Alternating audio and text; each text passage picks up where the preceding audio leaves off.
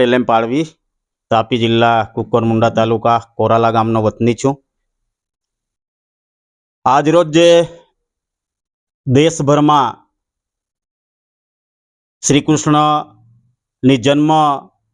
નિમિત્તે જન્માષ્ટમી તરીકે ઉજવણી કરવામાં આવી રહી છે અને આવતીકાલે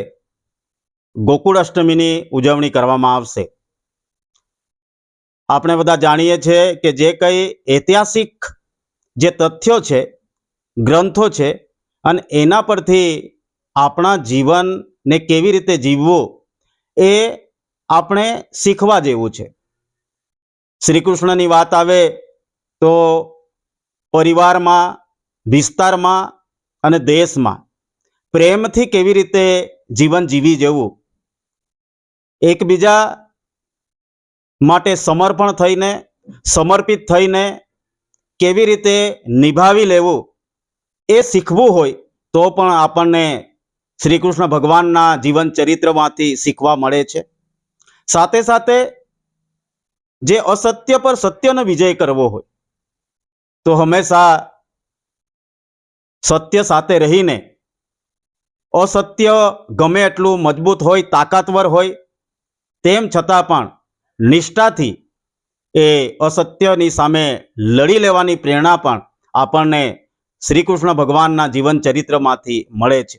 કહેવાય છે કે શ્રીમદ ભગવદ્ ગીતામાં દરેક સમસ્યાનું સમાધાન છે અને એથી તમામ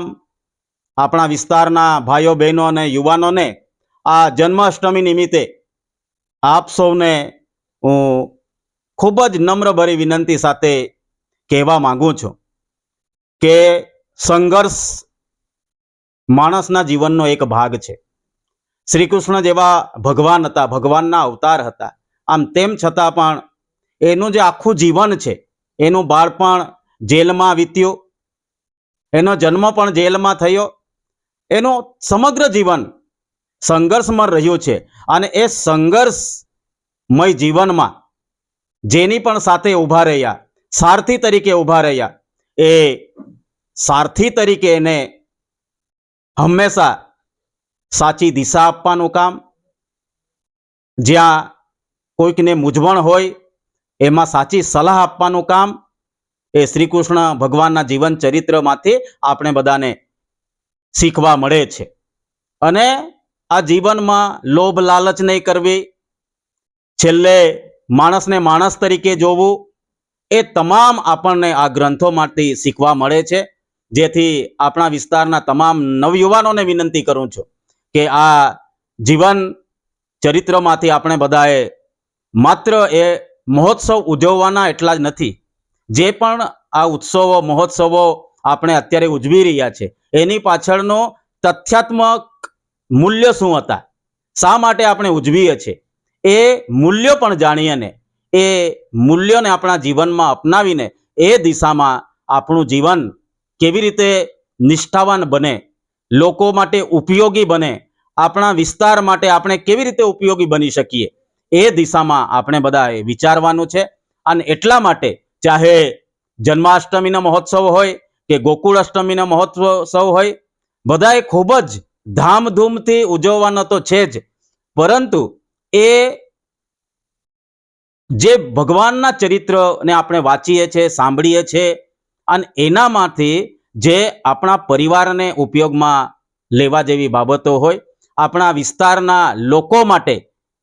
જે બાબતો લેવા જેવી હોય, એ આપણા જીવનમાં ગ્રહણ કરીને આપણે એ રીતે જીવન જીવવું જોઈએ। પરંતુ શ્રી કૃષ્ણ જીવનમાંથી આપણે બધા બોધપાઠ ના પણ શીખીએ, પરંતુ પ્રેમથી રહેવું, એકબીજા માટે સમર્પિત થઈને રહેવું, એકબીજા માટે સમર્પણની ભાવના રાખવી, જે અસત્ય છે એના માટે સંઘર્ષ કરી લેવો અને જ્યારે અસત્ય કરનાર વ્યક્તિ, ખોટું કરનાર વ્યક્તિ, ચાહે આપણા પરિવારનું હોય, આપણા સમાજનું હોય કે આપણા વિસ્તારનું હોય, પરંતુ અસત્ય સામે લડવા માટે હંમેશા આપણે મજબૂતાઈથી રહેવું જોઈએ। એ જ આજના આ જન્માષ્ટમીના દિવસે હું તમામ નવયુવાનોને અપીલ કરવા માંગુ છું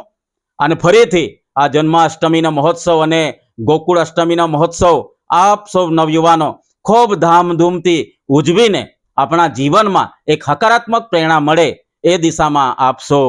આગળ વધશો એવી વિનંતી સાથે આ જન્માષ્ટમી અને ગોકુળ અષ્ટમીની આપ સૌને, આપણા વિસ્તારના તમામ નવયુવાનોને, માતા બહેનોને ખૂબ ખૂબ શુભેચ્છા આપું છું. અને શ્રી કૃષ્ણના જીવનમાંથી આપણને હકારાત્મક વસ્તુ શીખવા મળે અને એ આપણા પરિવારમાં આપણે ઉપયોગમાં લઈને આપણું જીવન અને આપણા પરિવારનું જીવન સાર્થક કરીએ એ જ અપીલ સાથે ફરીથી આપ સૌને જન્માષ્ટમીની ખૂબ ખૂબ શુભકામના પાઠવું છું. ધન્યવાદ.